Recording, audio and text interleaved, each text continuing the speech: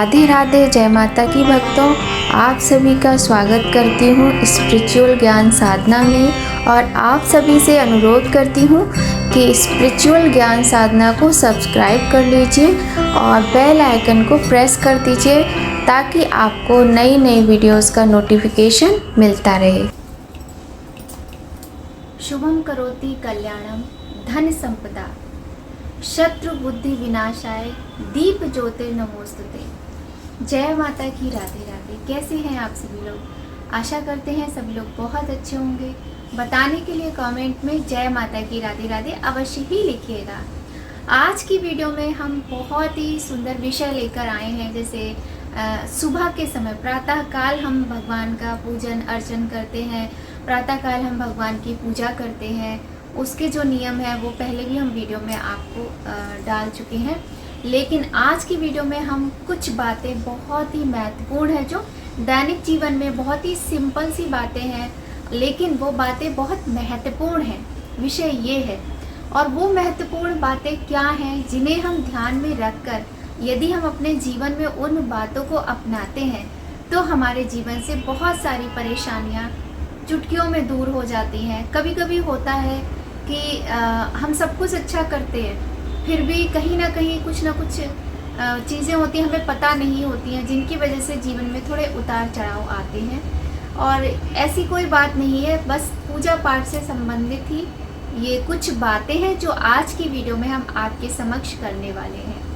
तो चलिए बात करते हैं विस्तार से। सबसे पहले अगर आप चैनल पर पहली बार आए हैं तो सब्सक्राइब कर लीजिए, आपका अपना चैनल है, और बेल आइकन प्रेस कर दीजिए ताकि आपको नई नई वीडियोस का नोटिफिकेशन मिलता रहे। तो देखिए भक्तों, आज की वीडियो में हम बात करेंगे कुछ ऐसी बातों के विषय में जैसे कि प्रत्येक घर में, हमारे हिंदू धर्म में ज़्यादातर सभी घरों में शाम के समय भगवान की पूजा, आरती, संध्या वंदन, दीप ज्योति वंदन इत्यादि किया जाता है। किंतु उसकी भी कुछ बातें ऐसी होती हैं जो हमें कभी कभी पता नहीं होती हैं और जिसकी वजह से कहीं ना कहीं हमारे जीवन में कुछ परेशानी आती है। तो देखिए, सबसे पहले हम बात कर लेते हैं कि जो हमारा घर का मंदिर है, हम कैसा भी घर लें, एक रूम में रहें हम, या हम चार रूम में रहें, 4 BHK में रहें, लेकिन पूजा का स्थान तो होता ही है। ये हिंदू धर्म की विशेषता है। एक छोटा सा मंदिर भगवान का अवश्य ही होगा, हर घर में होगा। तो बात करते हैं उस मंदिर में जो हम प्रतिदिन पूजा पाठ करते हैं, जो हमसे छोटी छोटी गलतियां हो जाती हैं, वो क्या हैं जिनकी वजह से जीवन में परेशानियों का सामना करना पड़ता है। सबसे पहली चीज़, कभी कभी होता है ना कि हम लोग क्या करते हैं कि शाम के समय जो भी बर्तन पूजा के होते हैं, जैसे दीपक हैं और प्लेट हैं, कटोरियाँ हैं, ग्लासेस हैं, छोटे छोटे भगवान के भोग के, जो लोटा होता है जल का, इस सारे बर्तन हम धो के मांज के अच्छे से साफ करके रख देते हैं। लेकिन इस तरीके से हमें नहीं करना है, इस बात का यहाँ पर ध्यान रखना है। देखिए, जो जल का लोटा है वो कभी भी ऐसा नहीं करना चाहिए कि उसको खाली करके आप साफ करके उल्टा करके रख दो या हटा दो वहाँ से मंदिर से कि सुबह हम पूजा करेंगे तो आसानी हो जाएगी, अभी हम धो के साफ करके रख देते हैं। ऐसा नहीं करना चाहिए। ये नियम है कि जब आपने प्रातःकाल पूजा की, आपने जल भर के रखा, तो वैसे ही शाम के समय भी आप लोटे को साफ करके उसमें जल भर के रखिएगा मंदिर में, और वो जल आपको रात भर रखना है। ठीक है, रात भर रखने के बाद अब मन में सवाल ये भी आता है कि इस जल का हम प्रातःकाल क्या करें। तो देखिए, प्रातःकाल ये जो जल होता है ना, जो जल भगवान के समीप रखा है, वो जल रखे रखे परिवार के सभी लोगों ने पूजा की है, किसी ने चालीसा किया है, किसी ने श्लोक पढ़े हैं, मंत्र पढ़े हैं, और किसी ने आरती की है। कहने का तात्पर्य है कि भगवान से संबंधित शब्दों का उच्चारण ही हुआ है। ठीक है, तो वो जल होता है वो उन सब मंत्रों से अभिमंत्रित हो जाता है। वो जल बहुत ही शुद्ध, पवित्र और बहुत ही शक्तिशाली हो जाता है। तो उस जल को आप क्या कीजिएगा, आपके घर में जो लोग भी बीमार रहते हैं या जो पढ़ने वाले बच्चे हैं, वो जल उन बच्चों को पिला दिया कीजिए। और वैसे भी तांबे का लोटा यदि आपने मंदिर में रखा है तो तांबे का रखा हुआ जो बासी पानी होता है वो बहुत अच्छा होता है स्वास्थ्य की दृष्टि से। आप स्वयं भी पी सकते हैं। तो वो जल आप या तो आप पौधों में डाल दीजिए। अगर आपके मन में कोई डाउट है, ये चीज़ आपको समझ मेरी बात नहीं आ रही है, तो आप उस पानी को, उस जल को पौधों में डाल दीजिए सुबह उठा के, लेकिन रात भर आपको रखना है, ठीक है। उसके बाद आप उस जल का प्रयोग अपने पीने में भी कर सकते हैं। सुबह हम पानी पीते हैं ना खाली पेट कुछ भी खाने से पहले, तो आप वो जल पी सकते हैं, ठीक है। इसके बाद जैसे हमने फूल चढ़ाए सुबह, प्रतिदिन हम पूजा में फूल चढ़ाते हैं। अब उन फूलों को हम होता है कि मंदिर अच्छा लग रहा है, देखने में सुंदर लग रहा है, तो हम सोचते हैं चलो कल हटा देंगे, इन्हें हम आज नहीं हटाते। देखिए, पुष्प, फूल भगवान को अति प्रिय होते हैं।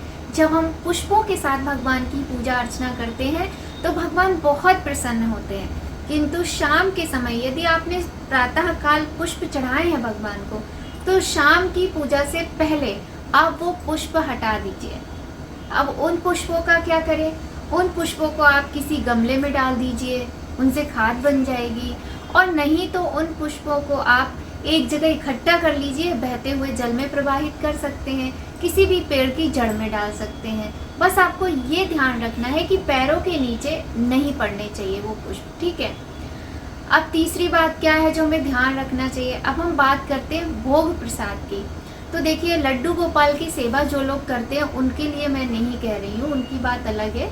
मैं जो साधारणतया प्रतिदिन की पूजा प्रत्येक व्यक्ति अपने घर में जो करता है, मैं यहाँ पर उसकी बात कर रही हूँ। तो जो हम भोग रखते हैं भगवान के लिए, जब हम शाम को पूजा करने के लिए जाते हैं, वैसे तो देखिए 1-2 घंटे के बाद भोग हमें हटा लेना चाहिए। मान लीजिए कि बार बार घर के काम होते हैं, वॉशरूम जाना होता है, तो हाथ पैर धो के स्पेशली नहीं याद रहता है कि हम भोग हटाने के लिए जाएं। जब शाम के समय आप पूजा अर्चना करते हैं, उस समय आप वो भोग हटा लीजिए, लेकिन एक कटोरी में फिर भी कुछ ना कुछ भोग के रूप में अवश्य ही रखिए। और यदि लड्डू गोपाल हैं तब तो आपको जरूर ही रखना है, क्योंकि वो तो बाल स्वरूप हैं, उनको तो कभी भी भूख लग सकती है। उनकी तो भैया बहुत सेवा, अच्छे से जितना करो उतना कम ही है। तो इस चीज़ का भी आप विशेष ध्यान रखिए। छोटी छोटी सी बातें हैं। अब हम तीसरी बात यहाँ पर कर लेते हैं। 3 बातें तो खैर हो गई, जल की बात हो गई, पुष्पों की बात हो गई, भोग की बात हो गई। अब हम बात करते हैं कि जब हम रात को सोने जाते हैं तो क्या हमारे मंदिर की सारी लाइटें जलती रहती हैं या हम सारी लाइट्स को ऑफ कर देते हैं? देखिए, बात यह है कि जब हम सोने जाते हैं तब हम पूरे घर की तो लाइट्स को ऑफ करते हैं, पूरे घर की लाइट हम बंद कर देते हैं, लेकिन मंदिर में थोड़ी सी रोशनी अवश्य ही रहना चाहिए। वैसे भी कहते हैं कि जिस घर में आप रहते हो उसमें पूर्ण रूप से अंधेरा नहीं रहना चाहिए, क्योंकि अंधेरा कहाँ होता है? जहाँ भूतों का डेरा होता है, जहाँ कोई भी व्यक्ति, कोई मानव जाति का कोई व्यक्ति नहीं रहता है, वहाँ अंधेरा होता है। और जो हमारा घर है, घर को हम मंदिर कहते हैं, वहाँ बिल्कुल अंधेरा करके तो सोना ही नहीं चाहिए। दूसरी बात यह है कि यदि हम सो भी रहे हैं, पहली बात तो अंधेरा बिल्कुल होना नहीं चाहिए। दूसरी बात तो मंदिर में छोटी लाइट अवश्य जलनी चाहिए। और हाँ, इस बात का भी ध्यान रखें, मंदिर की बड़ी बड़ी लाइट्स जिनमें बहुत ज़्यादा रोशनी है वो नहीं जलानी है आपको, वो सब बंद कर दीजिए, उनके स्विच ऑफ कर दीजिए। पर एक छोटी सी लाइट मंदिर में जलती रहनी चाहिए। कहीं कहीं लोग अखंड जोत भी जलाते हैं मंदिर में कि 24 घंटे उनके मंदिर में जोत जलती रहती है, तो बहुत अच्छी बात है, फिर तो लाइट की ज़रूरत होती ही नहीं है। किंतु यदि किसी तरह की कोई अखंड जोत नहीं जल रही है तो एक लाइट का प्रबंध आप अपने मंदिर में अवश्य कीजिएगा, ठीक है। अब हम बात करते हैं मंदिर के पर्दे के विषय में। देखिए, अगर आपका घर बहुत बड़ा है, आपने अलग से भगवान जी का एक रूम बनाया हुआ है, तो कोई बात नहीं, तो आप उस रूम में लाइट ऑफ करोगे, एक छोटी लाइट जलने दोगे, भगवान को नमस्कार करके, भगवान को प्रणाम करके सोने जाना है आपको। ऐसा भी नहीं करना है कि भगवान से कोई बात नहीं की, बस लाइटें बंद की और सो गए जाके। लड्डू गोपाल ने तब तो आप उनको भी विश्राम कराते होंगे, और भगवान भी विश्राम की अवस्था में होते हैं रात के समय।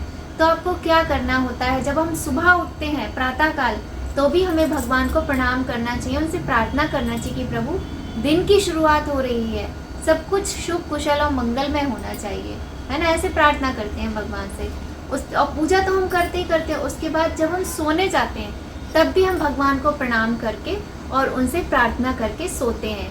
कि भगवान जो भी हमारे अपने होते हैं, जो भी हमारे दिन भर के कार्यकलाप होते हैं, हर चीज़ के विषय में हम बात करते हैं कि आपके आशीर्वाद से आज का दिन मेरा जैसा अच्छा गया, कल का दिन इससे और बेहतर होना चाहिए, ऐसी कृपा करना प्रभु। और मुझसे जो भी गलती अपराध हुए हैं उनको क्षमा करना। हम आपके बच्चे, हमसे दिन रात सहस्त्रों अपराध होते हैं, हमें क्षमा कीजिए। इस तरीके से जो भी आपकी प्रार्थना हो या कोई स्पेशल प्रार्थना आपके घर में की जाती हो, वो करके आप सोइएगा, ठीक है।